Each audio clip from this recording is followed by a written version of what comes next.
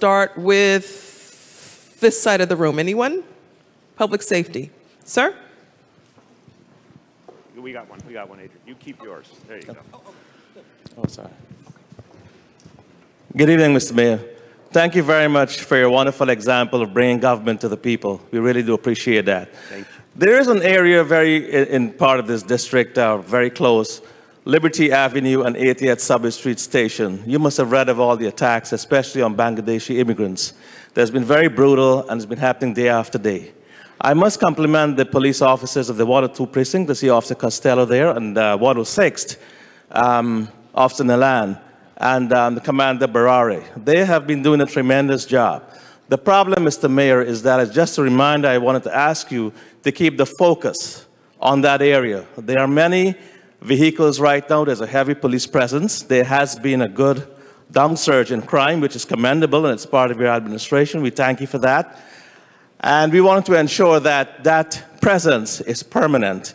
Oftentimes, it's just a temporary solution, but we want a permanent fix, Mr. Mayor, and I know we can do it. Okay. You can do it. Thank you very much. So let me say, and again, I'm going to say, I'll start, but at any point as we get into public safety questions, Chief Shea, Chief Harrison, or precinct commanders jump in as you see fit. But I just want to say something, sort of the foundation of things. Bangladeshi community, I think because of the atmosphere we've lived through in recent years, I think before you even talk about the specific instances of crime, I want to acknowledge that I think the community has had to live with a certain amount of fear and an uncertainty. And that's not what we want for any community in this city. Fear and uncertainty because of the national environment and all the negativity directed towards Muslim communities. Fear and uncertainty because of a tragedy that happened a few years ago.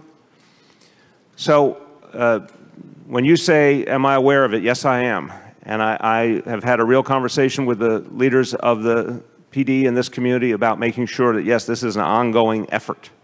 Because this community is not making it up. This is a real problem, and it is framed by a bigger problem. And we have to make sure people know that the police and the community will be there for them. So we will be. Does anyone want to add? Yeah, but one ground rule to our colleagues from all agencies, reminding you, you walk over to where the person is. Don't stay there in Siberia. Come on over. Sorry.